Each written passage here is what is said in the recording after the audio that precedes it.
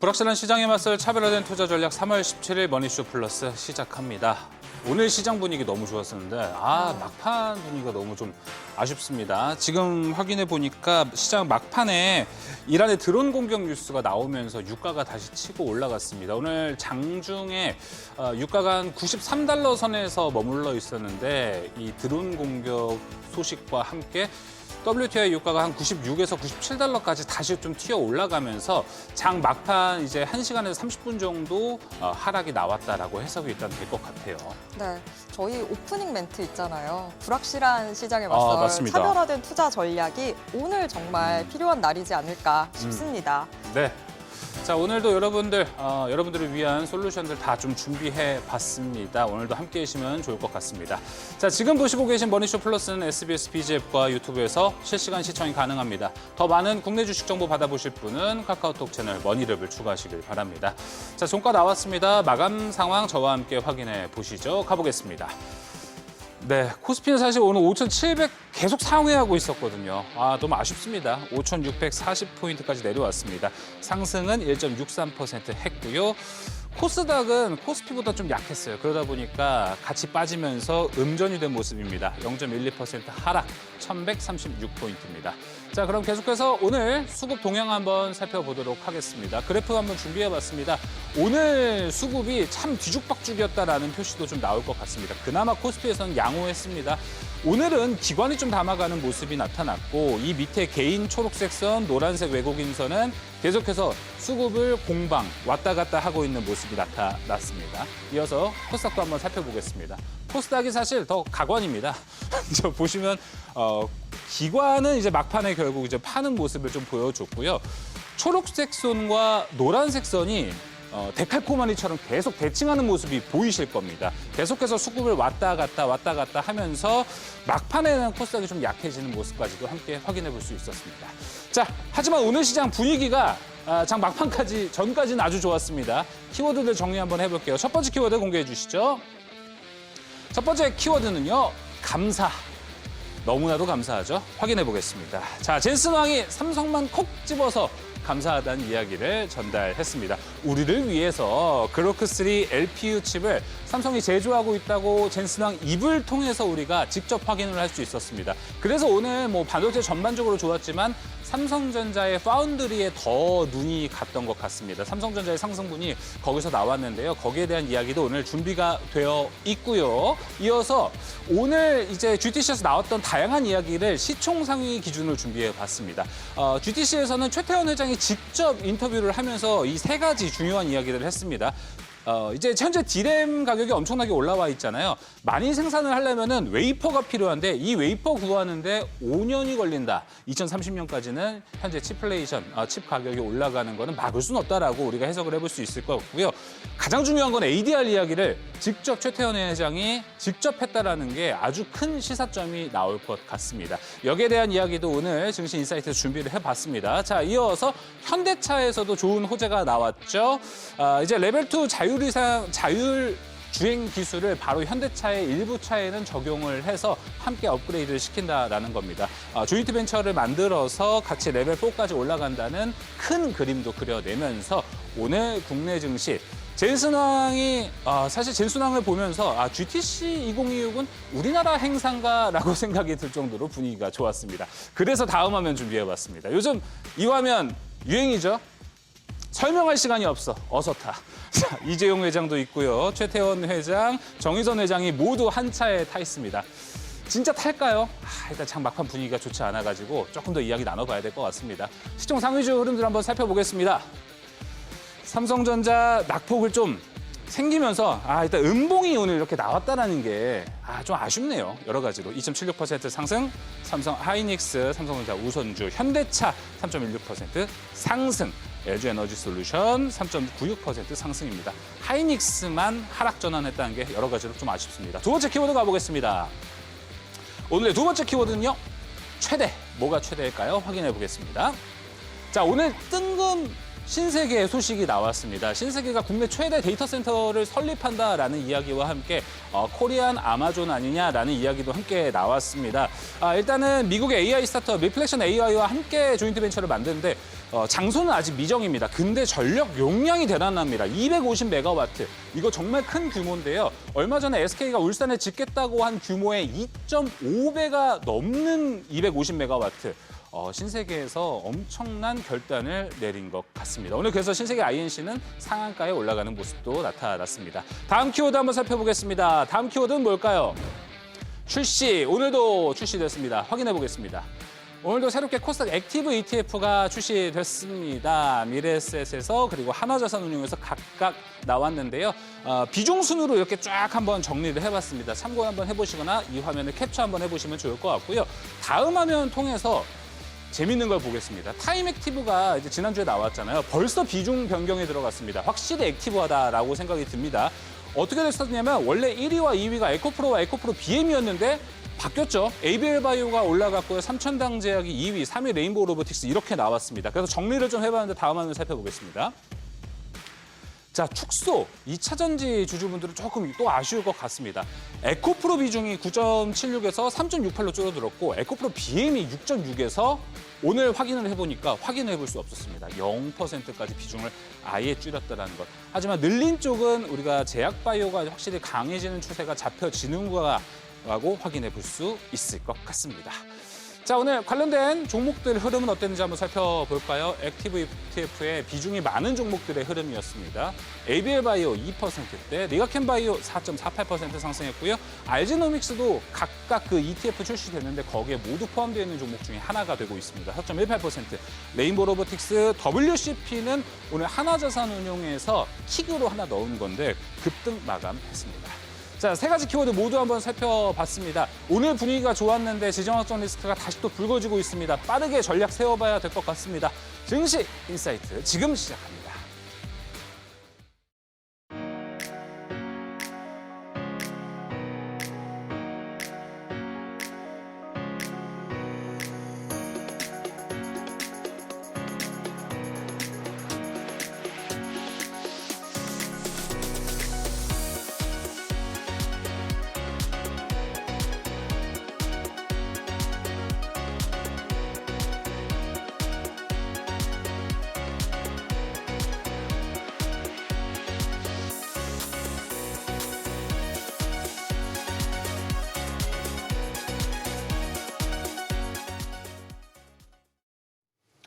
오늘 우리 증시 정말 분위기 좋았었는데 네. 장 후반으로 가면서 좋았던 분위기들을 다 잃어버리고 말았습니다. 맞습니다. 사실 제가 오늘 장 보면서 준비했던 멘트는 3월 들어 가장 좋은 장 아니었나? 이제 분위기가 좀 바뀌어가고 있습니다. 이런 이야기를 준비를 했는데 제가 좀 생각이 짧았던 것 같아요. 역시 저희가 끝까지 좀 봐야 됩니다, 시장. 섣부르면 안 되나 봐요. 맞습니다. 일단은 이 낙폭을 줄였습니다. 지금 또 변동성이 커지는 구간인데요. 여러분들 지금 또 전략 저희가 잘 세워보도록 하겠습니다. 함께 두 분 소개하겠습니다. 그레너리 투자자문 이완수 대표, FR자산관리 길건우 대표 나왔습니다. 두 분 어서 오세요. 어서 오세요. 안녕하십니까. 네. 자, 빠르게 시장. 사실 오늘 좀 느긋하게 할 수도 있었는데 시장이 도와주질 않습니다. 이완수 대표님, 일단 시장 막판에 하락분이 좀 크게 나왔습니다. 네. 이거 분봉 차트 보면 좀 아찔하게 나왔네요. 네. 근데 뭐 사실 걱정할 건 없다라고 걱정 없다? 판단되고요. 중요한 것은 오늘 증시의 전환점을 확인했다. 이렇게 좀 보시면 될 것 같아요. 네. 왜냐하면 그동안 저희 증시 짓누르고 있던 게 두 가지 변수거든요. 가장 큰 게 중동 지정학적 리스크, 특히 이제 호르무즈 해협이 봉쇄되면서 나올 수 있는 유가 급등 이런 부분인데 사실 어떻게 보면은 유가 문제라든지 주정학적 리스크는 지금 계속 민감도가 둔화가 되고 있습니다. 지금 시장에서도 지금 한 60-70% 이상 이제 4주 안에 이 전쟁이 종료가 될 수 있다. 왜냐하면 이제 미국은 이미 목표를 더 달성한 걸로 보이거든요. 그렇죠. 핵시설도 다 파괴했고 그다음에 히메네의 리더십도 다 지금 제거한 것 같고 네. 마지막 남은 게 이제 호르무즈 해협 정리하는 건데 그 부분이 이제 오늘 같은 게 잠깐 이제 드론이 하나 날라와갖고 터진 건데 그러니까요. 저는 저 테일 리스크라고 봐요. 그러다 보니까 테일 리스크. 꼬리? 꼬리죠. 이제 봄톤 이제 다 지나간 거고 네. 꼬리 리스크이기 때문에 아마 잔재적인 게 좀 남아 있어서 이제 조금 더 변동성은 네. 앞으로 좀 움직일 수 있겠지만은 그 부분은 이제 앞으로 차근차근 저희가 정리할 수 있는 문제다라고 보기 때문에 예. 일단 그 부분 보시면 될 것 같고 두 번째는 이제 AI 수익성이 여태까지 공포감을 계속 조성했거든요. 거기다가 뭐 사모펀드 환매 러시까지 나오고 그랬었는데 어제 같은 게 GTC 2026에서 결국 젠스랑 CU가 뭐 연설 딱 한마디죠. 그냥 2026년 AI 반도체 수요가 5천억 달러다. 2027년도 수요는 1조 달러 전망한다. 1조 나왔어요. 네, 1조. 이 정도면 사실 엔비디아 올해 매출을 한 3,500억 정도 전망을 하고 있는데 그거에 더 얹어서 1,500억이거든요. 그렇죠. 그리고 내년엔 또 100% 이상 매출 증가. 이 정도라면 사실 그동안 좀 우려했던 부분들, 특히 국내에서 소부장까지 우려했던 반도체 부분에 대한 우려감이 다 씻어졌기 때문에 네. 저는 이렇게 본다라고 하면은 일단 중동 리스크는 계속 완화되면서 둔화되면서 더 약화될 것 같고요. 그다음에 죄송합니다. 수익성 리스크, 사모펀드 부분까지 이야기를 수익성, 잘 해주셨습니다. 리스크까지 된다면은 네. 결국 뭐 다음 주까지 해서 코스피는 맞아요. 한 6,300 정도 전고점 회복할 수 있을 것 같고요. 코스닥은 이제 ETF가 지금 출시한 만큼 네. 아마 1,300선 상승할 수 있는데 큰 문제가 없지 않을까 이렇게 보고 있습니다. 네. 길건우 대표님, 오늘 장 후반에 수급 변동성이 좀 확대됐지만 그런데 그 전에도 사실 수급은 적극적으로 붙는다라는 생각은 안 들었거든요. 수급 측면에서는 어떻게 보셨어요? 뭐 간보다 빠졌죠.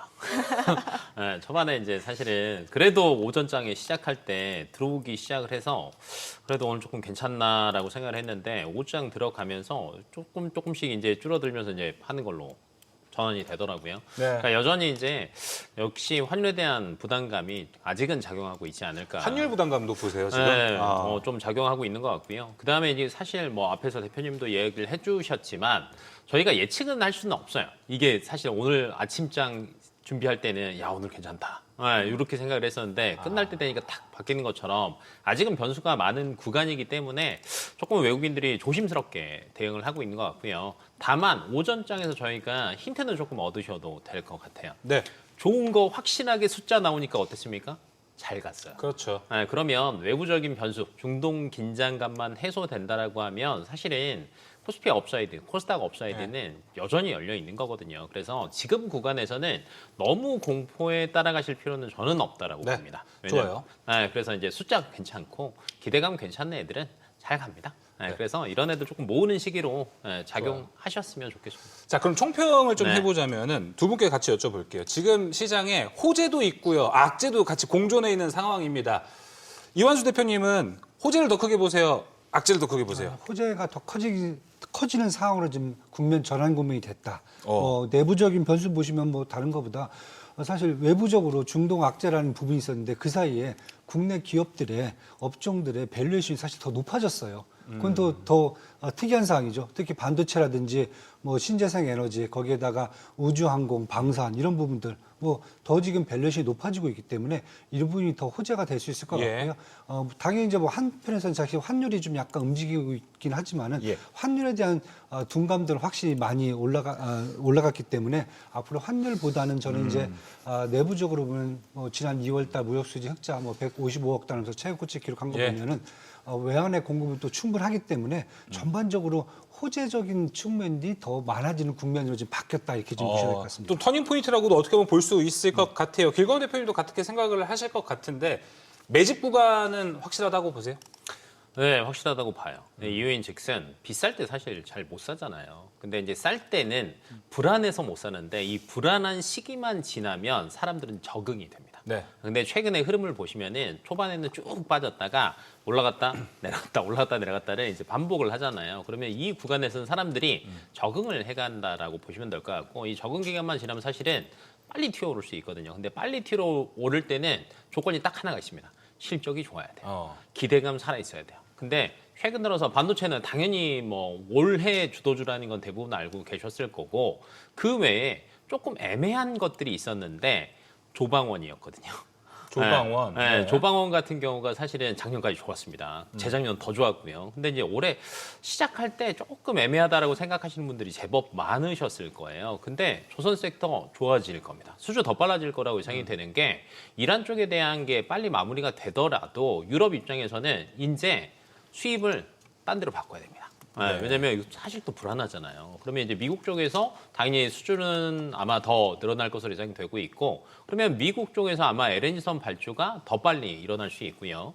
네, 방산 같은 경우에는 주가 처음에 딱 움직이는 거 보셨을 겁니다. 네. 이게 마무리가 되더라도 불안감은 여전할 겁니다. 그러면 당연히 K방산 당연히 조금 더 레벨업하는 구간에 들어간다고 보시면 될 것 같고 마지막으로 이제 원전 보시더라도 에너지 탁 타격 입으니까 다 어떻게 됐습니까? 원전 관련주들은 사실은 굉장히 슈팅 나왔고요. 예.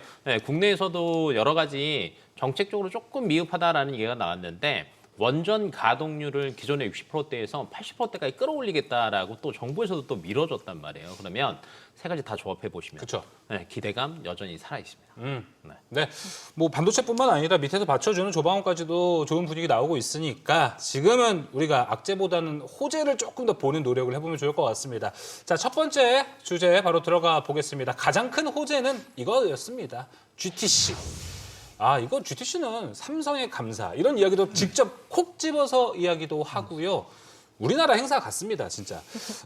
이완수 대표님, 네. 자, 삼성만 콕 집어서 이야기했어요. 근데 재밌는 건 최태원 회장은 GTC에 가 있고 네. 우리 또 이재용 회장은 지금 리사수 내일 오기 때문에 네. 리사수 CEO 와서 지금 한국에 있거든요. 네. 야, 근데 삼성은 콕 집어서 이야기했습니다. 네. 젠슨왕 CEO가 사실 말에 허투루 하는 사람은 아니기 때문에 그렇죠. 네. 무슨 의미가 있었을 것 같아요. 제가 보기에는 사실 이미 SK 하이닉스는 엔비디아에 충분히 지금 공급을 하고 있어요. 그다음에 이미 관계가 돼 있었는데 사실 삼성전자가 기존에 엔비디아의 관계가 그렇게 크게 비중이 크진 않았었거든요. 네. 그런데 새롭게 지금 진출을 했기 때문에 그거에 대한 친송이지 제가 보기에는 뭐 따로 SK 하이닉스와 삼성을 따로 분리시키려는 그런 건 아니라고 보고 있고요. 왜냐하면 그동안 안 하다가 처음 간만에 보면은 반갑잖아요. 네, 그렇게 좀 보셔야 될 것 같아요. 그리고 이제 이번에 지금 다른 것보다 얘기 나왔던 게 사실 젠슨왕 대표 같은 경우는 다른 것보다는 사실 반도체 시장에서는 신뢰의 아이콘이거든요. 일론 머스크는 이제 개혁의 아이콘이지만은 신뢰의 아이콘이기 때문에 어제 얘기한 부분들은 되게 다 신뢰감이 가게 얘기를 했기 때문에 맞아요. 시장이 되게 긍정적으로 받아주는 것 같고요. 뭐 특히 이제 베라루빈 같은 경우에는 이미 다 저희가 예상을 했기 때문에 그 칩 같은 경우에는 뭐 기존 성능 블랙엘에 비해서 한 뭐 2.5배에서 한 4.5배 이상 뭐 더 좋다는 게 이미 나와 있고요. 예상 못했던 게 어제 같은 게 이제 추론용 AI 칩이죠. 그록3 LPU를 사실 공개를 했단 말이죠. 요건 사실 시장에서 조금 생각을 좀 못했던 부분이야. 그런데 LPU에 들어가는 제품들이 삼성 파운드리에서 제조를 하겠다. 그러니까요. 사실 이 부분이 이제 어떻게 보면은 그동안 안 했던 것을 새로 하면서 나타날 수 있는 삼성과의 관계를 이제 고맙다고 얘기를 한 걸로 지금 보여주고요.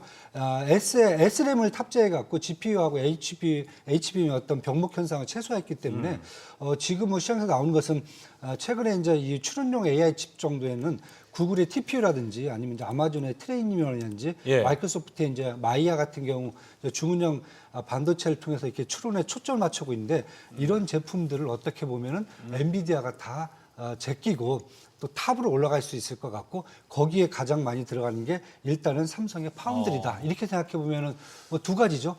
일단은 엔비디아 입장에서는 삼성전자가 고마운 거고, 이걸 만들어주니까 그렇죠. 파운드리. 두 번째로 삼성전자 같은 경우 올해 지금 영업 실적에 대해서 이미 지금 다 사실 뭐 수주가 다 끝났다라고 얘기를 하고 있거든요. 2026년도는요. 맞아요. 근데 거기에다 추가적으로 D램뿐만 아니라 HBM, 낸드 플래시 여기다 이제 파운드리까지. 하반기부터 파운드리가 더 들어갈 수가 있다는 거죠.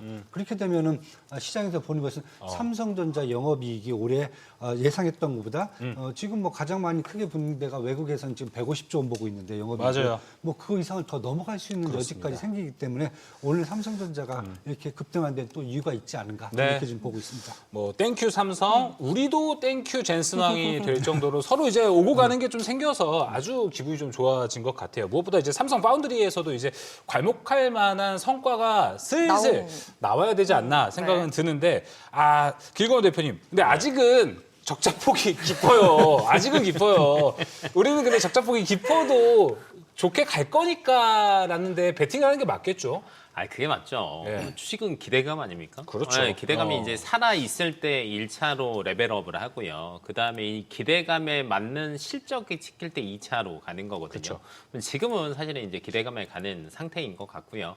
뭐 굳이 여기서 파운드리 쪽에서 지금 삼성이 여기서 더 안 좋아질 건 없는 것 같아요. 맞아요, 그거. 네.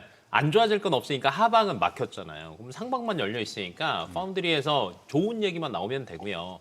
아마 내일 조금 좋은 얘기만 나온다라고 하면 내일? 네, 내일도 이제 사실은 AMD랑 리사 리사 CEO. 슈와의 네, 와가지고 또 아마 파운드리 얘기를 할 것 같은데 이게 파운드리일까요? HBM 쪽일까요? 저는 둘 다 있지 않을까. 둘 다? 네, HBM4에 가능성은- 파운드리가 맞아요. 들어가니까. 왜냐면은 AMD 입장에서는 사실은 완전하게 HBM4만 얘기하지는 않고 지네가 아마 이제 이렇게 만들어줘라고 하면 맡길 가능성이 굉장히 높고요. 그렇다라고 하면 올해를 기점으로 삼성전자가 파운드리에 대한 실적이 굉장히 빠르게 늘어날 수 있습니다. 그러면 기존에 안 그래도 이제 D램 쪽에서 실적이 굉장히 좋게 나오고 있는데 파운드리까지 살아난다라고 하면 야 거의 뭐 한 내년까지도 굳이 걱정은 하지 않으셔도 되지 않을까라고 생각이 듭니다. 네. 그러면 이제 SK하이닉스는 어떻게 봐야 되나도 궁금하거든요. 이완수 대표님, SK하이닉스는 사실 최태원 회장이 가기까지는 했지만 큰 성과, 어떤 부분을 저희가 성과로 볼 수 있을까요? 잘 큰 성과라기보다는 SK 하이닉스는 아까도 이제 삼성전자하고 마찬가지로 2026년도 사실 수준은 다 거의 확정이 돼 있어요. 예, 확정이 돼 있고 그다음에 그 수준에 확정된 것을 이제 확인하는 과정으로 제가 지금 보여지고요. 이미 이제 앞에 제가 말씀드렸습니다.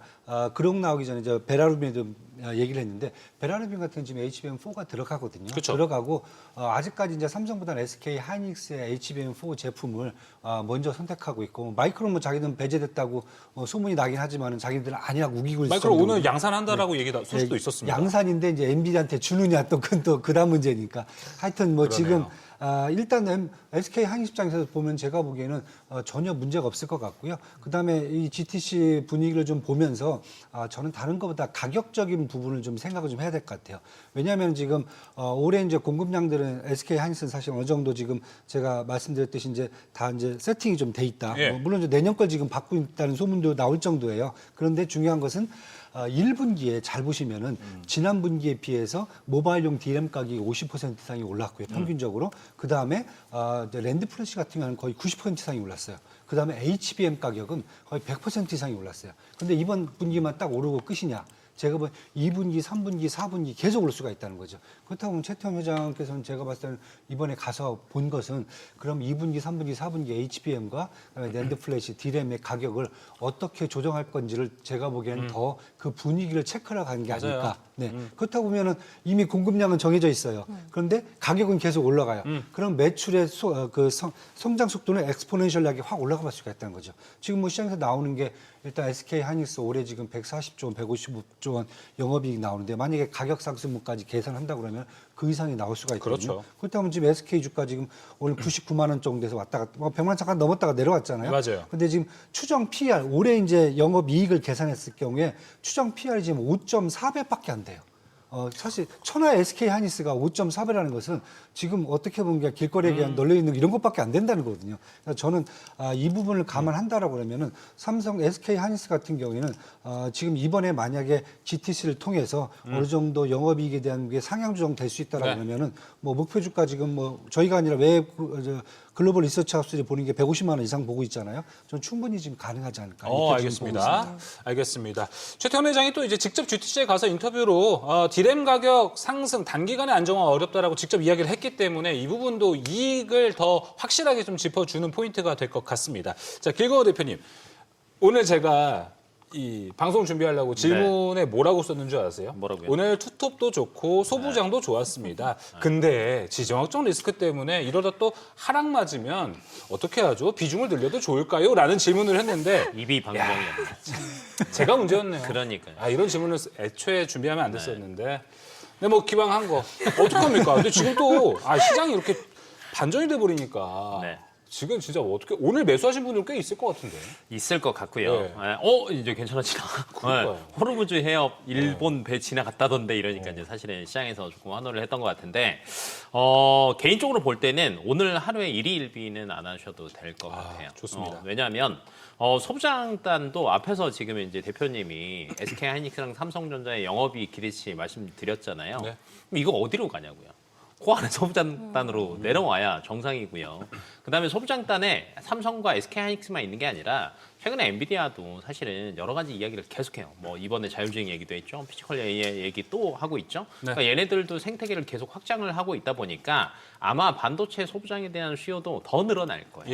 예. 그렇다라고 하면 실적은 굳이 걱정 안 하셔도 될 것 같고요. 다만 이 안에서 옥석은 조금 가리셔야 될 것 같기는 해요. 왜냐하면 요즘에 좀 이렇게 시장이 조금 안 좋을 때는 어떤 게 있냐면 새로운 뉴스만 딱 떴다고 하면 수급이 확 쏠립니다. 하루 이틀 바짝 올랐다가 상승한 거 반납 딱 하고 또 딴 데 가버리고 이러는데 불나방처럼. 맞아요. 올라간 거 그냥 불나방처럼 싹 모였다가 사라지는데 의외로 그게 불이 안 꺼지는 데는요. 실적이 좋은 데예요. 네, 그래서 소부장이라고 해서 사실은 영업이익률 다 높고 좋지는 않아요. 예. 그러니까 그 안에서도 좀 높은 친구들 위주로 고르시는 게 좋을 것 같고요. 그다음에 요즘에 이제 ETF 이야기들 굉장히 많이 나오잖아요. 네.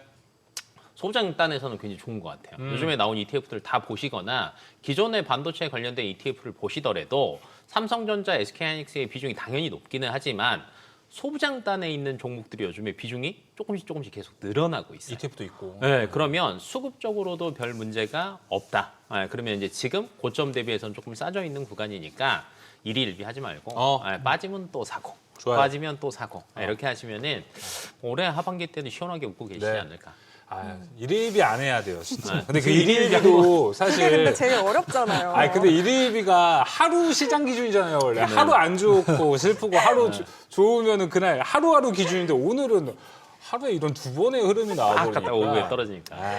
네. 여튼 아쉽지만 솔루션을 계속해서 좀 찾아봐야겠죠. 오늘 또 투자 노하우에 이건희 대표 출연합니다. 이건희 대표와 함께 반도체에 대한 딥한 이야기 또 준비되어 있으니까 그때까지 여러분 채널 고정 꼭 해주시면 좋을 것 같습니다. 다음 주제 넘어가 볼까요? 다음 섹터, 저희가 준비했던 섹터 넘어가 보도록 하겠습니다. 피지컬 AI도 사실 GTC에서 또 다른 하나의 중요 포인트였었는데 피지컬 AI의 가장 큰 실험장은 뭐 자율주행, 로봇이겠죠. 현대차라는 강력한 파트너와 함께 그 퍼즐 한번 좀 맞춰보도록 하겠습니다. 가장 궁금한 건 대표님, 지금 엔비디아, 현대차 요 자율주행 동맹으로 테슬라를 이기게 되는 요 기반을 좀 마련을 하게 된 걸까 이번에? 이게 좀 제일 궁금해졌거든요. 일단 가능성은 높아졌죠. 지금 뭐 분위기가 엔비디아가 생태계 구조를 일단 AI 측은 삼성전자와 SK 하이닉스 위주로 지금 갖고 가는 것 같고요. 그다음에 피지컬 AI하고 자율주행 쪽 이제 테스트 베드라든지 아니면 플랫폼은 현대차를 지금 기아차로 지금 몰아놓은 상태예요. 이렇게 된다라고 하면 사실 테슬라가 전방위에서 압박을 받을 수 있는 가능성이 크기 때문에 저는 뭐 어떤 분들이 이제 그래도 테슬라야 뭐 그런데 하지만 아직까지는 거기를 넘어서기는 조금 쉽진 않겠지만은 일단은 따라잡는 데는 큰 문제가 없지 않을까 이렇게 지금 보여지고요. 이번에 현대차, 기아 그다음에 자율주행과 소프트웨어 중심 자동차 분야에서 엔비디아 전략적 파트너십을 확대를 하고 차세대 자율주행 솔루션을 공동 개발하기로 이제 착수를 했습니다. 그래서 지금 이제 레벨 2이죠. 레벨 2 자율주행 레벨 2 이상의 자율주행 기술은 일단 현대차에 선 적용을 하겠다. 그렇다고 이제 빠른 시일 안에 국내에서도 로보택시를 이제 현대차 로보택시를 좀 볼 수 있을 것 같고요. 그다음에 레벨 4까지 로보택시까지 범위를 확대를 빨리 하겠다 이렇게 지금 얘기한 거기 때문에 결국 엔비디아가 지금 추진하고 있는 드라이브 하이페리온 플랫폼이거든요. 이게 이 도입이 아마 현대 기아차에 먼저 되면서 아마 현대 기아차 내 그룹 내에 자율주행 관련되어 있는 회사들 뭐 저는 현대 오토앱이라든지 이런 회사들이 일단은 먼저 여기에 이제 적응할 수 있을 것 같고요. 그다음에 이걸 위해서 CPU, GPU, 뭐 센서, 카메라, 뭐 인공위성 다 지금 필요하거든요. 다 들어가요. 여기. 그럼 결국 현대차 그룹에 있는 모든 기업들이 여기에 다 매달릴 수 있다. 맞아요. 이렇게 지금 보여준다면은 저는 이제 뭐 일단 자율주행 쪽에서 이렇게 나오게 되면 결국 피지컬 AI는 그 자율주행을 모토로 하는 거기 때문에 아틀라스가 그 옵티머스를 더 능가할 수 있는 뭐 지금도 이미 능가하고 있다고 얘기하는데 맞아요. 그걸 더 이제 그 기술적 격차를 더 벌릴 수 있는 상황이 되지 않을까 이렇게 지금 본다면은 뭐 제가 보기엔 현대 기아차가 이미 이제 에어 택시는 이미 개발해놨어요, 그렇죠? 드론 택시는 다 개발해놓은 상태이기 때문에 이제 현대 기아차 그룹이 인공위성만 쓰면 된다. 예, 그러면 이제 일론 머스크의 어떤 혁신을 따라잡을 것 같다 이런 생각을 좀 할 수가 있기 때문에 이번에 사실 자율주행 플랫폼 엔비디아였던 협력은 앞으로의 더 많은 기술적 발전을 위한 초석이다 이렇게 좀 보시면 될 것 같습니다. 아틀라스는 뭐 이제 시작이다라고 볼 수 있을 것 같고 아틀라스 시즌 2를 우리가 기대해 볼 수 있을 것 같습니다. 길건 대표님, 근데 오늘 진짜 재밌는 게 장 막판에 삼성전자 하이닉스 필두로 낙폭이 크게 나왔는데 현대차 그룹주들이 생각보다 그 장 막판 매도세에는 꽤 버틴 흐름이 좀 나왔습니다. 이거는 좀 시사하는 바가 있겠죠? 뭐 여전히 재료가 살아있다라고 보시면 될 것 같고 그다음에 현대차는 안 올랐어요. 그게 제일 크죠, 사실. 네, 아직 안 올랐고 이제 50만 원대는 지키면서 이제 조금 위로 올라오다 보니까 낙폭이 크지 않았다라고 이제 해석을 하시는 게 좋을 것 같고, 그다음에 이제 앞에서 이제 엔비디아가 사실은 그 자율주행으로 어찌됐건 테슬라 한번 잡아보겠다라고 동맹을 찾고 있는데, 다행인 건 우리나라라는 게 저는 천만다행인 것 같아요. 뭐 예를 들면 미국에 있는 애들이나 네. 아니면 유럽의 전통적인 뭐 벤츠나 BMW랑 했다라고 하면 사실 현대차는 또 꼬꾸라질 수도 있거든요. 근데 이제 현대차랑 했다라는 게 기술력을 입증했다라고 저는 이제 생각합니다. 비아디도 있고 다 포함되어 있지 않아요? 그래도 저는 다 안 할 수는 없고요. 왜냐하면 가격적인 것도 생각을 안 할 수는 없잖아요. 그리고 플랫폼은 사실은 다 쓰는 겁니다. 근데 저는 현대차에 조금 더 손을 엔비디아가 나중에 들어줄 수 있다고 생각을 하는 게, 사실 웨이모 거 지금 위탁 생산 받아놓은 거 현대차예요. 그러면 웨이모가 사실은 많은 데이터를 사실은 가지고 있죠. 그렇죠. 테슬라 다음으로. 근데 여기에 만약에 현대차가 만들어서 납품을 하기 시작하면 현대차도 데이터가 쌓이기 시작합니다. 그러면 이제 이로 인해서 아마 자율주행 레벨 자체도 굉장히 빠르게 올라갈 수 있지 않을까라고 예상이 되고 있고요. 자율주행 레벨 3가 조금 애매하기는 해요. 왜냐하면 이 레벨 3 이야기가 나온 건 사실은 거의 한 2, 3년 전부터 거의 상용화 시키겠다라는 얘기가 나왔는데, 이게 이제 뭐 여러 가지 데이터 문제들도 있고요. 그다음에 이제 법적인 문제들도 있다 그쵸. 보니까 완벽하게 되지는 않았는데, 최근 들어서 여러 가지 움직임들을 보면 이 대부분 해소가 되고 있잖아요. 그러다 보니까 굉장히 빨라질 수 있을 것 같아요. 그래서 이제 그 시기를 맞춰서 엔비디아가 파트너십을 굉장히 공고히 하려고 노력을 하고 있다라고 보시면 될 것 같고, 그럼 여기서 이제 공고히 하려고 노력한다라고 했잖아요. 단발성으로 안 끝날 거예요. 그리고 이제 여기에서 공고히 올라가겠네요. 공고히 올라가겠죠. 그러면 여기서 이제 현대차 입장에서는 피지컬 AI, 자율주행도 있지, 아틀라스도 있지만 중간중간에 자율주행 테마까지 같이 가는 형국이 되거든요. 그러면 이 안에서 레벨업을 조금 빨리 할 수 있는 구간이다라고 생각을 해보시면 좋을 것 같습니다. 공고히 올라간다라는 게 그러면 반도체랑 비교했을 때 반도체만큼이나 증시 한 축이 될 수도 있다. 이렇게 받아들일 수 있나요? 질문 좋은데요? 오늘 또 이렇게 또 몰아가는 질문을 또 하실 줄은 또 몰랐지만, 뭐 오셨으니까. 객관적인 사실상 반도체만큼은 아닐 거예요. 이유는 아틀라스에 대한 기대감 있어요. 자율주행에 대한 기대감 있습니다. 아직 안 나왔잖아요. 맞아요. 나오지는 않아서 사실은 뭐 반도체만큼 실적이 찍히는 주도 섹터에 비해서는 조금 늦을 수는 있지만, 네. 그래도 기대감이 살아있을 때는 수급이 한쪽에 확 쏠렸다가 어느 정도 반도체가 예를 들면 올랐잖아요. 그러면 그 다음 키 맞추기 할 때 다음 타자 누가 있지라고 이제 저희가 둘러보게 되는데, 그때 자동차랑 말 그대로 자율주행과 이 로봇은 수급을 가져올 수 있다라는 그쵸. 거죠. 그래서 파트너도 있고요. 그러다 보니까 뭐 저는 탄력은 반도체만큼은 안 되겠지만 그래도 안전하게 우상향하는 구간에 들어간 것 같습니다. 알겠습니다. 네. 자, 이렇게 현대차가 올라가다 보니까 결국 현재 투자자분들은 많이 궁금해하실 게 이렇게 좋은 뉴스가 나왔으면 과연 현대차가 올라가면서 어떤 섹터를 끌고 갈지가 중요합니다. 로봇을 끌고 갈까, 자율주행을 끌고 갈까, 이 부분이 많이 궁금할 것 같은데, 이완수 대표님, 오늘은 자율주행이 더 많이 올라간 것 같습니다. 그렇죠. 기존에 사실 로봇을 끌고 다녔었잖아요. 네네, 그렇죠. 어떻게 보세요, 앞으로 두 개 섹터는? 앞으로는 사실 두 개가 같이 가야 되거든요. 두 개가 같이 간다. 왜냐하면 휴머노이드 로봇에 대한 기본적인 컨셉은 자율주행이거든요. 이건 뭐 누가 사람이 가서 운전할 건 아니거든요. 그렇다 보니까 자율주행이 계속 발전할수록 피지컬 AI, 특히 이제 엔비디아가 얘기한 제슨 토르라는 그런 플랫폼 있잖아요. 이런 플랫폼에서의 어떤 기능이 더 강화될 수 있다고 저는 보고 있어요. 그렇다 보면은 앞으로 이제 아틀라스 같은 경우에도 결국 지금 엔비디아의 협력을 통해서 피지컬 AI가 더 발전할 수 있다라고 지금 보여주고 있고, 또 그쪽을 또 지금 정의성 회장님도 지금 계속 얘기를 하고 있기 때문에 결국은 자율주행과 피지컬 AI가 함께 움직이는 상태인데, 어제 같은 경우 일단 자율주행에 대한 게 먼저 나왔으니까 맞아요. 그러니까 오늘은 이제 그 소재가 시장에 반영되는 거고, 저는 또 이제 아틀라스 관련돼 갖고 또 피지컬 AI 또 얘기가 나오면은 또 이제 아틀라스뿐만 아니라 국내 로보틱스 쪽에 관련된 것도 또 다시 이제 맞아요.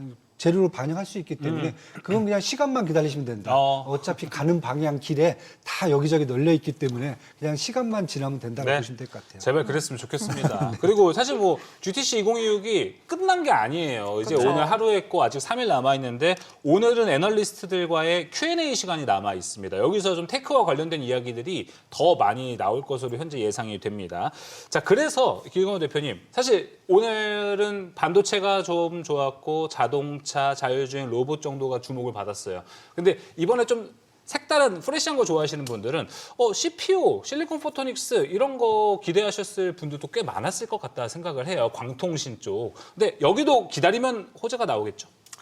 나오지 않을까 라고 이제 예상이 되고 있고, 그다음에 이제 자율주행이나 사실은 네. 지금 자율주행에 조금 레벨을 앞서가는 게 누가 있을까라는 생각을 저희가 조금 해보긴 하는데, 이 자율주행에서 중요한 거는 사실은 통신 속도도 굉장히 중요합니다. 왜냐하면 차가 달려요. 근데 저희들도 이제 운전하다 보면은 예측으로 이제 어느 정도 안전운전, 방운전을 하잖아요. 근데 갑자기 뭔가가 튀어나오거나 이게 됐을 때 대응이 안 돼요. 예. 그러면 이게 빨리 저 뒤쪽에 대응을 하려면 통신 속도가 굉장히 관건입니다. 일론 머스크가 뭐 적에도 통신 위성을 가지고 지금 통신 사업자를 많이 뺏어 먹으려고 노력을 하고 있잖아요. 근데 여기에 이제 깊은 뜻은 자율주행은 굉장히 고도화시켜서 이거 다 먹어버리겠다라는 뜻도 있는 것 같아요. 왜냐면 위에서 쏴버리면 걸리는 것도 없거든요. 그러면 여기에서 광통신, 그러니까 위성 못 쏘는 애들은 뭘로 가야 되냐면, 그러면 광통신이나 다른 것들로 이걸 조금 해소하는 방안으로 가야 되거든요. 네, 그러다 보니까 아마 점점 그래도 통신 쪽에서는 기대감들은 여전히 가지고 있을 것 같고요. 그다음에 이제 통신은 그 광통신뿐만 아니라 여러 가지가 조금 산재에 있는 구간인 것 같아요. 방사에도 살짝 숟가락도 얹고요. 네, 그다음에 이제 주파수 경매에도 살짝 숟가락도 얹고요. 네, 그러다 보니까 이벤트가 있어요. 네, 맞아요. 그래서 이벤트들이 많이 살아 있어서 조금 안전하게 갈 것 같아요. 급등은 안 할 것 같고요. 조금 안전하게 가는 구간이지 않을까라고 예상이 되고 있고, GTC가 아직 조금 이어지는 구간이긴 하는데, 저는 개인적으로 트레이딩 관점에서 본다라고 하면 예. GTC 재료가 남은 3일 동안 그대로 끌고 갈까는 살짝 의문점이긴 합니다. 네, 왜냐하면 대부분 이제 그 전에 GTC 할 때도 보면은 첫날 이튿날 관련주들 조금 올랐다가요.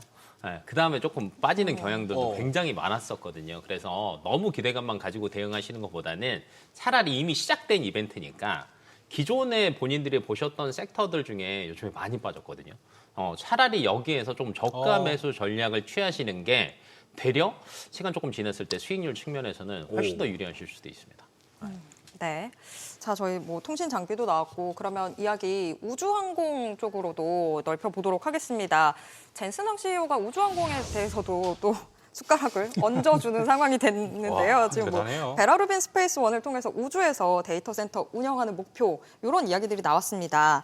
이완수 대표님, 그럼 젠슨왕 발언까지 있으니까 저희가 그 전까지는 우주 데이터 센터 좀 멀었다 이런 이야기들 했는데 이제는 조금 저희가 기대감을 가져봐도 될까요? 사실 지금 그 중동 전쟁 이후에 이제 방산 쪽에서 우주항공, 그다음에 이제 정유우주를 이제 어느 정도 커버할 수 있는 신재생 에너지 부분들이 사실 약간 관심을 계속 받기 시작했어요. 그렇죠. 그런데 사실 어제 같은 경우 GTC에서 설마 이제 우리가 얘기했던 게 젠슨왕 대표가 이제 인공위성까지 끌고 나올까 그랬는데 사실 끌고 나왔어요. 그러니까 여기서 또 사실 어떻게 보면 시장에 새로운 이제 모멘텀을 던져줬다고 보시면 될 것 같아요. 사실 어제 얘기했던 게 제가 보기에는 이제 그 젠슨왕 대표 같은 경우는 엔비디아는 기술 관련돼 있는 분야에 다 지금 플랫폼을 깔고 있어요. 뭐 가장 기본적인 게 범용 플랫폼은 쿠다를 갖고 하고 있고요. 네. 그다음에 피지컬 AR은 이제 제슨 토르 갖고 하고 있고, 그다음에 이쪽 헬스케어 쪽에 관련돼서 바이오니무라는 플랫폼을 지금 깔고 있고, 이번에 제가 보기에는 우주항공 관련돼 있는 플랫폼으로 이름이 지금 나온 게 스페이스 원이거든요. 스페이스 원이라는 맞아요. 베라루빈 네. 스페이스 원. 원. 예, 우주용 또 AI 플랫폼까지 공개를 했습니다. 그래서 내용이 사실 어떻게 보면 스페이스 X하고 거의 비슷해요. 내용은 솔직히 말씀드릴게요. 그래서 일단 인공위성 안에서 베라루빈 우주 망원경을 기반으로 위성 및 우주 인프라 내에서 AI를 직접 운용하겠다. 그러니까 거기서 이제 솔라를 갖고 직접 이제 에너지 충전 차징을 하고, 그다음에 안에서 데이터 센터를 그대로 다 운용을 해갖고 거기서 모든 걸 다 처리한 다음에 마지막 그러니까요. 결과물만 지구로 전송을 하겠다. 거의 이런 얘기거든요. 이제 그러다 보니까 제가 보면 스페이스X랑 똑같은데 이런 생각이 딱 들고 있어요. 그렇다고 이제 스페이스X 같은 경우도 지금 이제 이제 IPO 때문에 또 계속 또 주목을 받고 있고, 또 일론 머스크가 기존에 이제 전기차 생산을 좀 줄이고 이쪽에 더 이제 푸시를 하겠다는 얘기 때문에 지금 주목을 받고 있는데, 거기에다가 지금 제가 보기에는 젠슨왕 대표가 AI 플랫폼, 특히 우주항공 스페이스 원 플랫폼을 또 얘기를 하면서 더 기름을 끼얹은 게 아닌가. 예, 이렇게 지금 보여진다면 저는 이제 당분간 우주항공, 뭐 방산과 관련돼 갖고 우주항공 쪽도 계속 지금 더 강세를 보여줄 수 있을 것 같고요. 그다음에 결국 이제 뭐 기름을 우주에다 쏴갖고 거기서 어떻게 우리가 에너지를 창출할 수는 없잖아요. 그렇죠. 그럼 이제 신재생 에너지를 가야 되잖아요. 그럼 이제 솔라 태양광. 쪽, 예, 태양광 계속 또 주목받을 수 있는 모멘텀이 되지 않을까. 그래서 결국 어제는 좀 트리거를 좀 준 거고요. 그 이전에 계속 갖고 있던 그러한 이제 기반은 계속 마련돼 있다 이렇게 보시면 될 것 같아요. 그러면 길건우 대표님, 저희 우주항공 여태까지 좀 방산이랑 많이 겹쳐서 봤었잖아요. 이제는 AI 쪽, 뭐 데이터 센터, 태양광 에너지 이렇게 좀 다르게 좀 풀어볼까요? 근데 이미 이제 관련주들은 조금 이미 움직이고 있었어서 페로브스카이트다 보다 해서. 맞아요. 그래서 이제 굳이 뭐 틀으실 필요는 없을 것 같고 다만 이제 혼자 플레이어가 있지 않고 두 명이 있다라는 거. 그것도 거물 둘이에요. 제일 센 애 둘이서 주고받고 계속 이제 이야기가 나올 거니까 수급은 좋을 것 같아요. 네. 수급은 좋을 것 같으니까 나쁘지 않아 보이고요. 근데 이제 여기에서 조금 더 근본적인 고민을 해보셔도 좋을 것 같은 게 왜 자꾸 왜 우주로 나가냐라는 고민을 한번 해보셔야 되는 거잖아요. 나가는 이유 심플합니다. 전력 수급.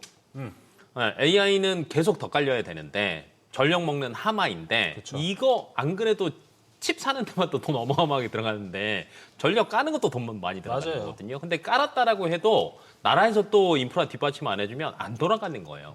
그러니까 그래, 최종은 그래 전력도 필요하고 하니까 그냥 나가야 되겠다라는 이제 비율을 그리는 것 같고요. 근데 지금 당장 되겠습니까? 안 되겠죠. 아니, 그래서 궁금한 거는 네. 이제 우주 데이터 센터 이야기가 사실 이제 일론 머스크가 먼저 이야기했고 어젯밤에 이제 젠슨 왕도 거둔 거예요. 맞아요. 근데 젠슨 왕이 거두기 전에는 최근에 시장에서 무슨 얘기했었냐면은 우주 데이터 센터에 이제 태양광 깔아서 태양열 다 받아들여서 이거 공급하겠다. 근데 얼마 전까지만 해도 이거 말도 안 되는 얘기다라는 이야기가 엄청 있었어요. 근데 오늘 젠슨 왕이 이제 이거 괜찮다라고 얘기하니까 이제 신빙성 있게 가도 되는 부분인 겁니까? 말은 돼요. 솔직하게 얘기하면 말은 되는데 시간이 걸리는 거죠. 네, 근데 이제 이 시간 동안에 항상 저희가 이제 주가는 얘기했잖아요. 기대감으로 먼저 가고 네. 실적이 뒷받침이 되고 그 다음에 더 가는 건데 지금은 기대감만 있거든요. 그러면 기대감만으로 레벨이 예를 들면 막 진짜 막 5배, 6배 가는 거는 쉽지는 않아요. 이제 시차가 있을 거니까 개인들도 이제 투자 성향이 다 다르잖아요. 센 거 쫓아가시는 분들이 있고 안전한 걸 하시는 분들도 있고 그러면 안전한 걸 고민해 보시라는 의미에서 그래 중요한 건 전력이다. 라는 걸 이야기를 하는 거고요. 그다음에 이제 이번에 전쟁이 나면 이란 쪽에서 어찌됐건 사태가 점점 번지고 이런 것들이 일어나면서 저는 신재생 쪽에는 좀 좋은 것 같아요. 이유인즉슨 너무 조금 많이 죽어 있었었는데 그거를 뭐 일론 머스크가 한번 얘기하면서 태양광이 조금 살아나긴 했습니다. 3년 이내에 우리가 거의 100% 자체 개발하겠다. 근데 이제 그것도 시장에서 어떻게 생각을 했냐면 야 말이 그렇지 네. 3년 만에 그거 어떻게 다 해. 그러면 100%는 아니더라도 어느 정도 점유율은 올리겠지만 나머지 애들 거 많이 가지고 오겠네. 그러면 태양광 업체들 실적 좋아지겠네 이거였거든요. 근데 여기에 이제 숟가락을 얹은 게 엔비디아 젠슨왕이 또 얘기를 했죠. 예. 더 빨라질 수 있겠구나. 이게 되는 거고요. 세 번째는 중동 사태 때문에 야 에너지 빨리 자급화 빨리 해야 돼. 그러면 이제 지금 뭐 할 거야? 예. 라는 게 이제 빨라지다 보니까 신재생 쪽은 좋아질 수밖에 없는 구간인 것 같아요. 네. 그러면 이제 여기에서 이제 우리가 봐야 될 거는 태양광 그래 오늘 갔어요. 그럼 이제 못 간 거 중에 풍력 조금 있는데 풍력 사실은 좀 많이 쉬었거든요. 그래서 조금 손 가기가 애매하잖아요. 그 다음으로 태양광 다음에 ESS. 오늘 의외로 2차 전지는 괜찮았습니다. 맞아요. 네. 그러면 최근 들어서 주가는 조금 빠졌는데 타이밍이 정확히 안 온 거는 또 2차 전지라는 관점에서 보신다라고 하면 나머지 며칠 중에 한 번은 2차 전지가 또 옵니다. 네, 그래서 요즘 시장은 오늘 튄 거 따라가시면 안 돼요. 요거 다음 뭘까? 이 다음 고민을 차례가 올 거를. 맞아요. 그렇죠. 차례가 올 걸 정말 고민을 많이 해보시고 들어가셔야 웃습니다. 일단은 뭐 이렇게 좋은 뉴스가 있구나 네. 생각을 하고 좀 천천히 매매를 하는 맞아요. 방법이 좋을 것 같습니다. 참 신기해요. 누가 말하냐에 따라서 이렇게 신뢰도가 확 올라가는 것도 스피커가 중요합니다. 참 신기한 것 같습니다. 젠슨 왕의 이야기로 이렇게 또 우주 데이터 센터가 다시 올라왔습니다. 또 신뢰도에 대한 거면은 이 섹터 이야기 또 무시 못합니다. 제약바이오 이야기 한번 해볼 텐데요. 많은 분들이 신뢰도 코스닥 올라갈까? 제약바이오 올라갈까? 아직은 그게 많이 올라와 있지는 않습니다. 근데 ETF가 오늘도 출시가 됐습니다, 대표님. 이완 대표님 보셨을 때 지금 되게 ETF 출시 2개나 됐고 지난주부터 해서 제약바이오 쪽에서 뭐가 호재가 크게 나오지는 않는데 수급 그쵸. 때문에 네. 힘이 엄청 많이 모이고 있다라는 생각이 들어요. 이게 사실 이제 한 방이 딱 중요한 것 같다라는 생각이 드는데 지금 제약바이오 섹터 좀 어떻게 보세요? 일단은 사실 지금 당장에 밸류에이션을 높이기에는 좀 역부족이에요. 왜냐하면 아직 눈에 보이는 게 없으니까요. 뭐 물론 기술 개발하겠다 그러는데 하겠다지 했다가 아니거든요. 네. 그러다 보니까 지켜봐야 되고 알테오젠도 뭐 4% 이상 뭐 저희 로열티 받겠다고 그러는데 나중에 보니까 겨우 2%밖에 안 되잖아요. 그러다 보니까 이제 전반적으로 이제 코스닥 내에서 제약바이오 쪽은 조금 이제 아직까지 밸류에이션을 저희가 더 상향 조정해서 반도체 같이 그렇게 해서 이제 주가를 이제 보기는 쉽지는 않을 것 같고요. 네. 반면에 이제 사실 어떻게 보면 지금 수급을 영향으로 보셔야 될 것 같아요. 맞아요. 예, 왜냐하면 뭐 정부가 계속 코스닥 클린화 정책 얘기하면서 자사주를 소각해야 되고 이제 코스닥 이제 분리 운영해야 되고 상장 요건 강화하면서 뭐 200개 종목 이상 퇴출한다 그러면은 결국 투자할 수 있는 종목들은 코스닥 내 대형주 블루칩 밖으로 몰릴 수밖에 없거든요. 그리고 지금 밸류에이션도 요즘 보면은 뭐 반도체라든지 뭐 우주방산, 뭐 에너지 밸류체인들이 일단 코스닥 내에서 좀 올라오기 때문에 제약바이오가 아니더라도 일단 수급이 들어온다. 특히 이제 지금 뭐 주식 예탁 자금이 119조 원, 계속 지금 더 증가하는 것 같아요. 요즘 분위기가. 그다음에 국민성장펀드 150조 원까지 생각한다 그러면은 지금 당장 만약에 코스닥에 들어가야 된다. 만약에 외국인과 기관들이 코스닥에 조금 더 투자를 한다 그러면 결국은 코스닥 대형주로 갈 수밖에 없다는 거거든요. 그다음에 거래가 가능한. 근데 대형주 딱 보시면은 나와 있는 게 제약바이오잖아요. 그쵸. 그다음에 이제 반도체 소부장이고 그다음에 2차 전지고. 그러면 결국 이 세 가지 분야는 앞으로 저는 이제 수급에 의해서 더 크게 밀어올릴 수 있지 않을까. 뭐 우리 요즘 보시면 삼천대작 보시면은 그 밸류에이션에 저렇게 주가가 올라가는 게 맞을까 뭐 하는 생각인데 맞아요. 중요한 것은 일단 삼천단대학이 이제 가장 코스닥에서 넘버원이 됐으니까 넘버원, 투가 왔다 갔다 하니까 그만큼 계속 수급이 들어온다는 거거든요. 그래서 그런 측면에서 접근을 하시면은 그런데 중요한 것은 수급이 당장 꺾일 것 같지가 않아요.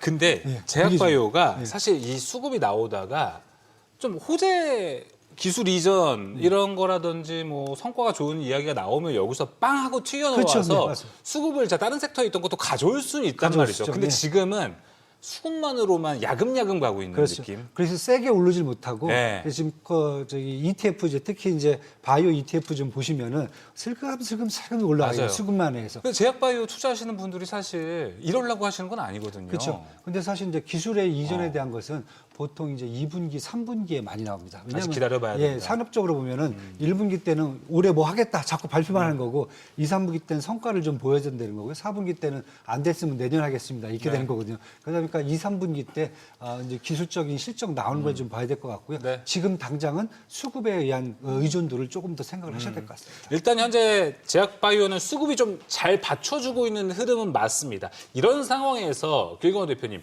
제약바이오는 개별 종목 접근이 낫습니까? ETF 접근이 낫습니까? 아직은 개별 종목이 낫지 않을까. 더 재미가 좀 있죠, 그쪽이. 재미도 있는 것도 있지만요. 최근에 나오는 거 보면 사실 액티브잖아요.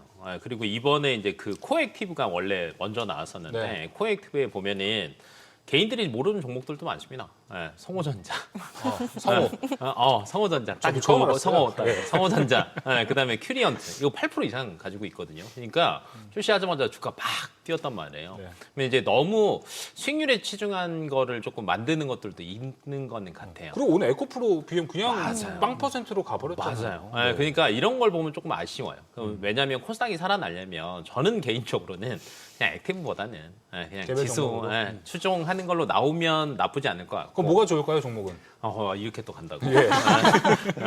그래도 실적이 괜찮은 좀 상위 종목을 노리시는 게 맞을 것 같아요. 뭐 앞에서 이제 제가 2차 전지 잠깐 이야기했지만 2차 전지도 최근에 빠진 거에 대비하면 저는 기대감이 훨씬 더 많이 남아 있는 것 같고요.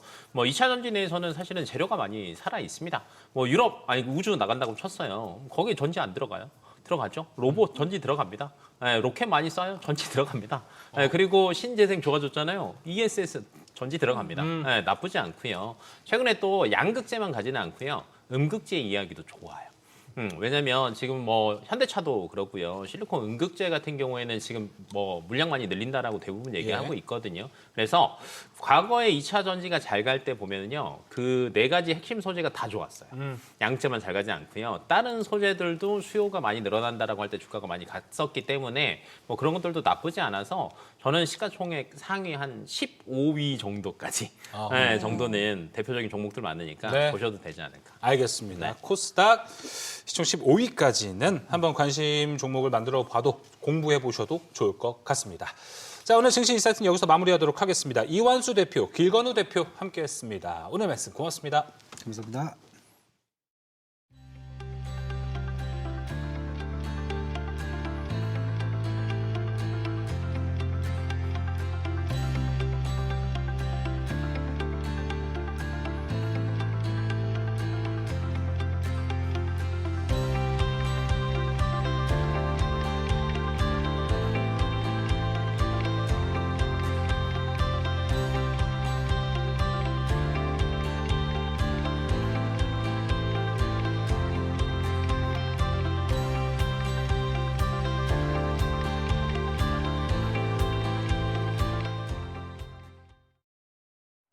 애프터마켓 브리핑입니다.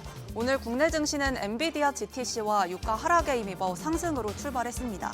다만 오후 들어서는 이라크 주재 미국 대사관 드론 공격 소식과 또 UAE 가스전 화재까지 겹치면서 국제 유가가 다시 올랐는데요. 양지수 모두 상승 탄력이 꺾이면서 코스피는 1.6% 오른 5,640선에 마감했고 코스닥은 0.12% 하락한 1,136선에 장 마쳤습니다. 현재 애프터마켓 분위기는 어떤지 시세도 짚어보겠습니다. 우선 시가총액 상위 종목들입니다. 젠슨 황 CEO가 땡큐 삼성을 언급한 만큼 삼성전자가 강세 보여주고 있습니다. HBM4E 실물칩 공개, 그리고 베라루빈 메모리의 유일한 공급자라는 점이 부각되고 있습니다. 또 내일로 예정된 삼성전자 주주총회와 AMD 리사수 CEO의 방문도 상승 탄력을 더하고 있습니다. 현재는 2.91% 상승한 19만 4,200원에 거래되고 있습니다.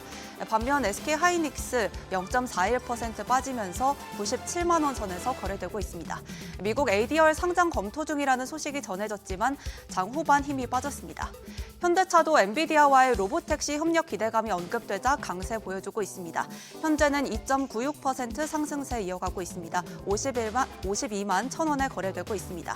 LG에너지솔루션은 3% 넘게 오름세고 SK스퀘어도 3.56% 상승률 보여주고 있습니다. 다음으로 상승률 1위에서 5위 종목들 보겠습니다. TMC가 강세입니다. 미국 기업인 암페놀에 광통신 케이블을 공급한다는 소식을 밝혔는데요.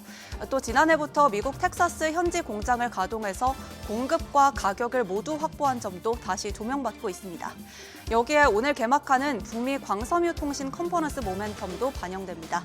현재는 17,950원입니다. 큐리옥스 바이오시스템즈도 강세입니다. 어제 코스닥 150 종목 중에 매지온이 투자주의 환기 종목으로 지정됐습니다. 이 매지온을 대체할 편입 종목으로 현재 거론되고 있는데요. 유안타증권도 큐리옥스 바이오시스템즈의 편입 가능성을 제시했습니다. 두산 테스나 현재 순위권에서 빠졌지만 강세 이어가고 있습니다. 젠슨 황 CEO가 삼성전자 파운드리의 그록3 LPU 칩 제조를 밝히자 관련주인 두산 테스나가 급등세 보여줍니다.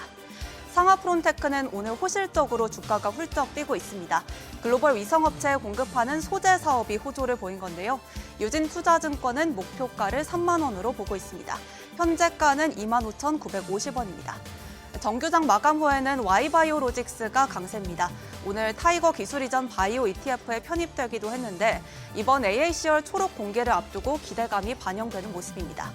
또 정부가 K-엔비디아 육성을 위해 향후 5년간 AI와 반도체 분야에 50조 원을 투입한다는 소식이 정규장 마치고 전해졌습니다. 이 소식에 일부 반도체 소부장주들도 오름세 보여주고 있습니다. 다음으로 하락률 순위권 종목들입니다. 코나아이와 안트로젠이 하락세입니다. 안트로젠은 18.4% 빠지면서 47,000원에 거래되고 있고 코나아이 오늘 배당락 실시일인데 10% 가깝게 빠지고 있습니다. 펄어비스도 6.86% 약세 움직임 보여주고 있습니다.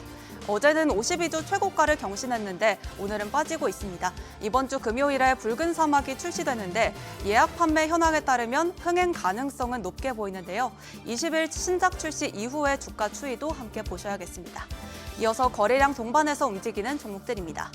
미래에셋생명은 어제에 이어서 계속 강세 이어갑니다. 정규장 초반보다는 힘이 빠졌지만 현재 2.51% 상승세 보여주고 있습니다. 한화솔루션도 급등세입니다. 8.5% 넘게 올라가면서 현재 5만 원에 거래되고 있습니다. 엔비디아가 스페이스 컴퓨팅 플랫폼을 발표하면서 태양광주들이 상승 탄력을 받아가고 있습니다. 이렇게 애프터마켓 흐름부터 특징주까지 살펴봤습니다. 오늘 밤 열리는 뉴욕 증시는 안자은 캐스터와 함께 대비해보시죠. 지금까지 애프터마켓 브리핑이었습니다. 간밤 뉴욕 증시 반등에 성공했습니다. 인공지능 강세의 국제유가가 진정된 덕인데요. 그럼 주요 이슈들 살펴볼까요? 호르무즈 해협을 둘러싼 긴장이 다소 완화되면서 에너지 시장이 안정을 찾는 모습이고요. 이런 가운데 AI 산업에서는 엔비디아의 연례 개발자 행사 GTC가 개막했죠. 또 메타는 또 한 번 통 큰 베팅에 나서면서 AI 경쟁이 더 격화되고 있습니다. 그럼 자세한 내용 살펴보시죠. 먼저 국제 유가부터 보겠습니다. 호르무즈 해협을 둘러싼 공급 불안이 일부 완화되면서 유가는 큰 폭으로 하락했습니다. WTI 5% 넘게 하락했고요. 브렌트 역시 $100 초반대까지 내려앉았는데요. 지금 3년 반 만에 최고치 찍었던 상승분 사실상 대부분 반납한 수치입니다. 지금은 소폭 올라왔는데 오늘 보였던 이런 국제 유가의 진정은 일부 유조선이 실제로 해협을 통과하고 있고 또 미국이 이를 용인하면서 공급 차질 우려가 완화된 영향입니다.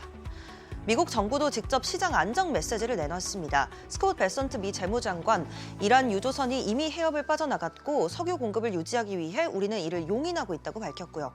트럼프 대통령 역시 이 전쟁이 끝나면 유가와 인플레이션이 빠르게 내려갈 거라며 시장 불안 진화에 나섰습니다. 또 동시에 한국을 포함한 동맹국들에게 호르무즈 해협 봉쇄 해제 지원과 이 선박 호위를 참여하라며 재차 촉구했고요. 압박 수위도 이어갔습니다. 또 이달 31일부터 예정되어 있던 미중 정상회담, 이란 전쟁이 장기화되면서 트럼프 대통령 한 달 정도 연기를 해달라고 중국 측에 요청하기도 했습니다. 이어서 산업계 소식도 살펴볼까요? 간밤 지수 상승은 기술주가 주도했습니다. 엔비디아 GTC가 개막하면서 핵심 발표들이 쏟아졌는데요. 우선 젠슨 황 CEO는 기조 연설에서 이 내년 매출이 1조 달러에 달할 것이라며 이 폭발적인 수요를 강조했습니다. 또 그룹 기술을 기반으로 한 추론칩 LPU를 앞세워 AI 처리 비용을 무려 35배 낮췄다고 밝혔습니다. 여기에 차세대 GPU 파인망과 CPU 로자까지 공개하면서 로드맵을 이어갔습니다. 이번 행사에서는 국내 기업들의 존재감도 크게 부각됐는데요. 젠슨 황 CEO는 발표 도중 직접 땡큐 삼성을 언급하면서 삼성전자의 역할을 강조했습니다. 삼성전자는 그룹3 LPU를 제조하는 핵심 파트너로 언급됐고 이번 GTC에서 세계 최초로 차세대 HBM4E를 공개했습니다. SK하이닉스도 뒤처지지 않았습니다. 최태원 회장이 직접 행사에 참석해 엔비디아와 협력한 HBM과 차세대 구조를 선보이며 이 주도권 경쟁에 나섰습니다. AI 인프라 투자하면 가장 먼저 생각나는 기업이죠. 메타는 AI 경쟁에서 뒤처지지 않기 위해 또 한 번 대규모 투자에 나섰습니다. 네비우스와 270억 달러, 우리 돈 40조 원 규모의 공급 계약을 체결했는데요. 회사 역사상 가장 큰 규모의 단일 계약입니다. 메타는 여기에 그치지 않고 데이터 센터에만 최대 6천억 달러를 투자하는 계획을 세우며 AI 인프라 확장 속도를 내고 있습니다. 눈에 띄는 건 이 같은 투자와 동시에 인력 구조 조정에 나서고 있다는 점입니다. 메타는 최대 20%에 달하는 인력 감축을 추진 중이라는 보도가 나왔는데요. AI 투자 재원을 확보하기 위한 조치입니다. 실제로 저커버그 CEO는 이제 한 명의 뛰어난 인력이 과거 팀 단위 업무를 수행할 수 있다고 강조했는데요. 이 같은 흐름은 메타뿐 아니라 아마존과 블록 등 다른 빅테크로도 확산되면서 AI 시대에는 자본이 노동을 대체하는 구조적 변화가 본격화되고 있다는 분석이 나옵니다. 이어서 오늘장 주요 일정도 살펴볼까요? 오늘은 미국의 ADP 주간 고용 변화 보고서가 나오고요. FOMC 회의가 시작됩니다. 또 오늘 리사수 AMD CEO가 방한하는데요. 최태원 회장은 젠슨 황 엔비디아 CEO로 만나러 미국에 가 있고 이재용 회장은 리사수 CEO를 국내에서 맞이합니다. 국내와 해외 두 무대에서 동시에 펼쳐지는 이 만남이 AI 생태계와 한국 반도체 산업에 어떤 영향을 미칠지 지켜보시죠. 지금까지 뉴욕 증시 전략이었습니다.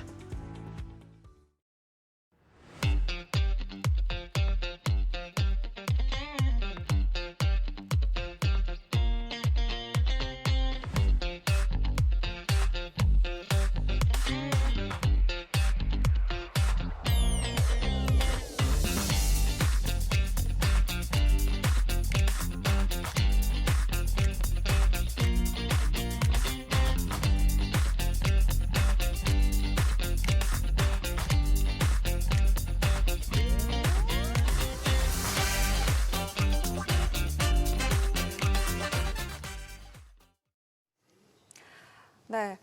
간밤 뉴욕 증시와 관련해서는 또 호르무즈 해협 통행 정상화 기대감에 관련된 소식들이 나왔었는데요. 일단 이 관련 영상부터 먼저 보고 오겠습니다.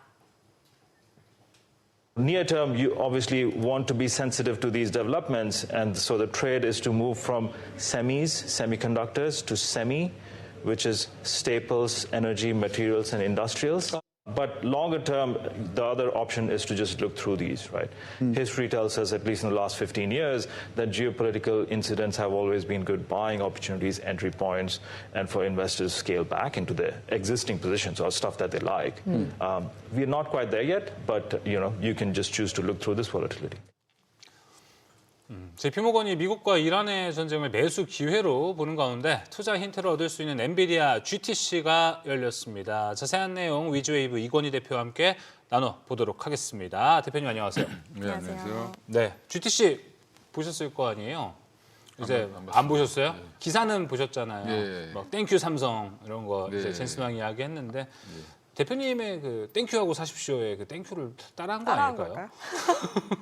아, 예. 예. 저기 원어민이니까 예. 그래서 예. 그렇죠. 네, 일단은 GTC가 뭐라고 개막됐습니다. 얘기해야 될지 모르겠네. 어떻게 좀 보셨습니까? 일단 기대는 별로 안 했는데 모든 사람들이 기대 안 했죠. 기대 왜 안 하셨어요? 뭐 별말 하겠어. 그냥 루빈이나 얘기하고 뭐 CPO나 얘기하고 그랬는데 CPO는 오히려 얘기를 거의 안 했고 오히려 CPO 관련주들 오늘 다 빠졌죠. CPO가 나올 법했죠. 예. 안 나왔어. CPO 얘기는 살짝 넘어갔습니다. 그냥 구리선이 여전히 중요하다. 예, 그러니까 아직은 좀 힘들다 이렇게 얘기한 거고 AMD 쪽은 오히려 이제 CPO를 더 중요하게 생각하고 예. 있는 것 같고 2등 업체는 뭐 신기술 좀 적용하려고 하는 것 같고 일단 오늘 이제 젠스랑 CEO 그의 발언을 보면 2시간 반 이상 연설하셨잖아요. 맞아요. 체력이 좋으신데 2시간 반 얘기하려면 힘든데 일단 그 안에서 가장 핵심 내용이 뭘까? 그걸 파악하셔야 돼요. 너무 긴 장광설이었는데 핵심은 네, 뭐였을까? 핵심은 뭘까? 거기 가장 큰 핵심은 이제 학습용에서 추론형으로 넘어가는 과정에 본인들이 다 하겠다. 네, 소프트웨어까지 다 발표했죠. 리모클로까지 다 발표했죠. 네. 오픈클로는 이제 개인들도 쓰고 하는데 이거를 본인들은 이제 보안이 문제가 생길 수 있는 기업들 거를 우리가 만들어주겠다. 네. 그래서 오픈클로를 약간 끌어안으면서 거기도 자기 고객이잖아요. 오픈클로 또 CEO는 또 오픈 AI 또 영입됐죠. 그러니까 이제 이렇게 지금 분위기가 이제 학습형이 한 20% 차지한다 그래요. 반도체에서 예, 그 총 시장을 보면 네. AI 시장에서 그러면 80%가 추론형이거든요. 이제 그게 본격화되고 있다. AI 에이전트 시대가 이제 오픈클로가 열었고 리모클로까지 이제 가세를 했다라고 보면 그러면 결론은 뭐냐? 반도체 수요는 더 증가한다. 네. 그 색깔의 변화는 없어요. 지금 메모리가 항상 호황이듯 더 이어진다. 호황은 이어지는데 물론 이제 가격은 한번 꺾일 수도 있고 예. 생산량이 증가하면 뭐 가격은 좀 안정화를 찾겠죠. 근데 안정화가 빠지는 게 아니라 안정화되면 마진율은 높을 수 있습니다 여전히. 근데 이제 그거는 이제 아직 우리가 가보지 않은 길이니까 좀 더 지켜봐야 될 것 같고. 지금 최태원 회장님은 좀 기분이 상하셨겠죠. SK가 언급이 안 됐어요. 삼성전자가 완전히 떴죠 이번에. 그래서 그렇죠? 직접 갔잖아요. 예. 근데 이제 인터뷰에서는 2030년까지는 좀 메모리가 계속 부족할 것 같다. 웨이퍼 못 구하니까. 네, 뭐 그런 얘기 이제 그런 것들 얘기를 하셨고 당분간 반도체 호황은 좀 이어질 것 같습니다. 근데 이제 주가가 얼만큼 먼저 선반영했다가 빠질지는 좀 애널리스트들도 논란이 좀 심해요. 예. 예, 그런 부분들은 좀 지켜보셔야 될 것 같고 지금 삼성전자가 이번에 뜬 거는 이제 파운드리 사업부의 그 사실은 그 성과죠. 그로크 3 예, LPU. 그거를 삼성전자가 생산하고 있었어? 뭐 이렇게 그렇죠. 사람들이 반응을 했죠. 그러니까 기자들이 뭐 열심히 HBM4 얘기할 때 몰래 그록3 LPU 만들고 있었던 거죠. 네. 예, 근데 그 LPU 관련돼서 파운드리 사업부가 최근에 무슨 얘기를 했냐면 흑자 전환이 내년 4분기면 될 것 같다. 내년 4분기예요? 네. 그것도 이제 한마디로 물량이 늘어나고 있다는 증거죠. 네. 그래서 원래는 27년도 흑자 전환이었는데 맞아요. 예, 27년도 아마 제가 알기로는 2분기, 3분기 정도를 예측했었는데 이게 지금 4분기로 당겨졌습니다. 올해 4분기로. 그러면 삼성전자는 나쁠 게 하나도 없죠. 그동안 올해 4분기까지 당겼다는 말씀이세요? 예, 그렇습니다. 와, 2,700억 영업 적자를. 예, 와. 거의 1조 넘는 적자가 났었잖아요. 네, 그렇죠? 그렇죠. 예, 이제 이런 것들을 올해 4분기 안에 당길 수 있다는 것도 이런 게 있었으니까 자신감이 있었겠죠. 이것도 그록3 같은 경우는 올해 하반기부터 들어가는 거니까 이게 베라루빈에 같이 들어가는 거예요. 네.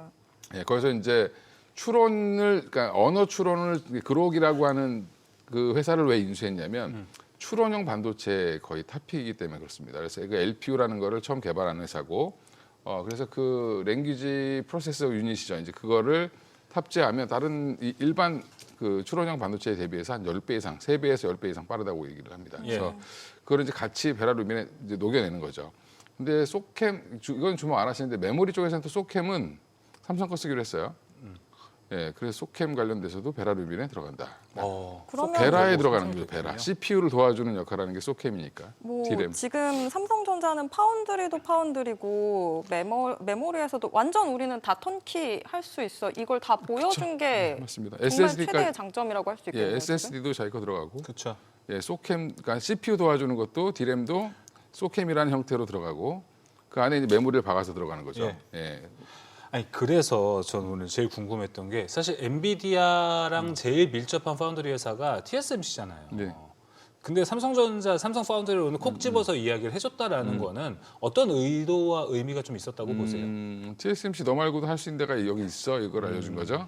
그러니까 니네 자꾸 가격 올리면 안 된다 뭐 이렇게 얘기하는 거죠. 그러면 이게 지금 삼성전자의 수율이나 이런 걸 인정받은 게 아니라 약간 TSMC 견제용이었던 수율 건가요? 인정 받았으니까 했겠죠. 예, 그러니까 수율은 뭐 4나노급 정도는 자신 있다라고 봤기 때문에 걱정하지 하는- 않을 정도로 이제 올라온 것 거고. 같아요.